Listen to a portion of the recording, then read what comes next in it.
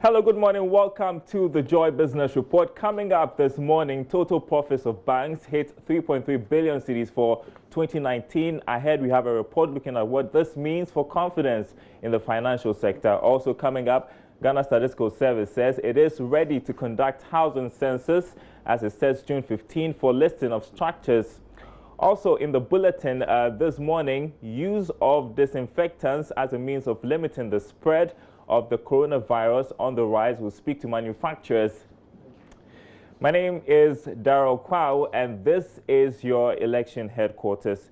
In our first story this morning, commercial banks in the country have again witnessed a significant increase in their earnings. Latest Bank of Ghana report puts total industry profits after tax for 2019 at 3.3 billion cedis.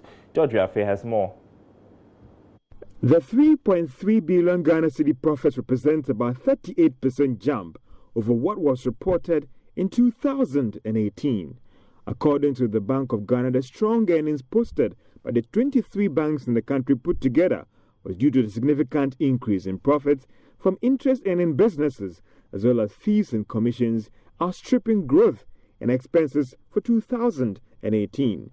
The central bank in the same report noted that growth in key revenue lines outstripped the increase in expenditure, resulting in that strong profits for 2019. For some, this could be an indication that the much talked about confidence in the banking sector has indeed firmly stabilized a year after the Bank of Ghana completed cleaning up the sector. The report also highlighted an improvement in most areas of operations of the banks.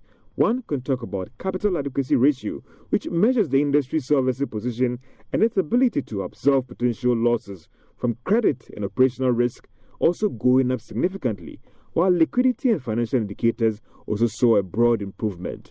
The banks also depended heavily on deposit mobilized to fund their operations for last year. From the 83.4 billion Ghana cedis mobilized for last year, 99.6% were raised locally. That represents about 22% jump over what was recorded in 2018. The Bank of Ghana believes that these earnings can be strongly linked to regulatory reforms and the recent recapitalization of the sector, adding that the industry is now well positioned to undertake efficient financial intermediation to support the growth of the economy. The Ghana Statistical Service has set the first week of June to begin listing of all structures across the country as part of the 2020 Housing and Census Program. The 2020 census, which is going to be digital-based according to the Statistical Service, will be an improved version of the previous one. Deputy Government Statistician David Combat, addressing the media in Accra, gave some highlights of the program, which will begin in June. We are preparing towards June. June 15th, we will start with the listing of structures in the communities, and it is going to be done in all communities in Ghana, all communities, and we start on the same day. The listing of structure will start on the 15th of May of June, and on the 28th of June is going to be our census date. And when we say a census date, if we had the capacity to enumerate everybody on that day, we will do that night of 28th, but we are not able to do that. Because we are not able to do that, we would usually, carry out some activities that will make the day memorable. That night, we'll carry out activities. We'll get the fire service to go out with their sirens. In the local the villages, we'll get the gong beaters to make noise. We'll organize record dances in some of the areas, so that people can always refer to that night when there was an unusual noise, so that they can always refer to it. This census is a de facto count census, because we want to enumerate people where they'll be found on the census night. The Ghana Extractive Industries Transparency Initiative has released its latest report, which shows a lack of clarity on the relationship between the GNPC and Ghana Gas. The report pointed out a turf war between the two state agencies over who is superior. Presenting findings of the report, co-chair of the Ghana Extractive Industries Transparency Initiative, Dr. Steve Mantiao, raised concerns about contributions of extractive industries to communities. Charles EITI has more. Co-chair of Ghana's chapter of the EITI, Dr. Steve Montiel, stated that while disclosures on the management and use of extractive resources are vital in fostering and informed citizens' engagement on natural resource governance, Ghana's long-term objective of enhancing the development outcomes of the extractive sector will not be served if citizens do not capitalize on the reports to demand accountability and the needed policy and practice. You do. To determine that when I mortgage my forests, the livelihoods of my people, for X amount of taxes and royalties, this is what I get. We don't do anything of the sort. For us, every money is money. The report further cited that international oil companies such as Anadarko, Eco Atlantic, Vital Upstream, and AGM, though met the threshold for inclusion in the report, failed to submit their templates and therefore did not participate in the exercise. Some aviation news next. The Minister of Aviation has revealed that Ghana is exploring a $10 million solar project with the Indian government for Ghana's airports. The adoption of solar energy for our airports is in line with the International Civil Aviation Organization's push for the use of more renewable energy sources in response to the threat of climate change. The Aviation Minister, Kofi Adda, revealed this when the Indian High Commissioner to Ghana paid a courtesy call on him. Sheila Tamaklo has more. Currently, India's Cochin International Airport, located in the state of Kerala, is the first solar power airport in the world. According to the Minister for Aviation, following a visit to India last year, government has begun negotiations on adopting similar solar energy sources at our airports. He spoke after a courtesy call from the Indian High Commissioner to Ghana.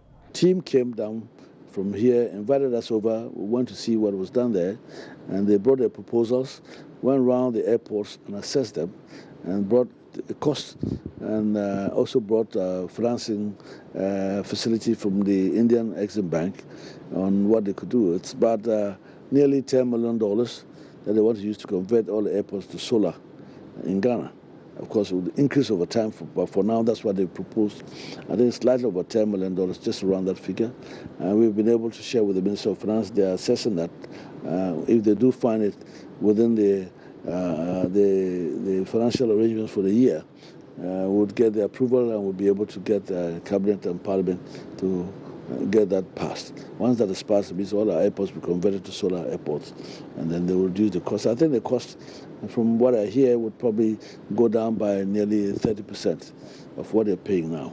The Indian High Commissioner to Ghana also pledged their country's support for the project and Ghana's aviation industry.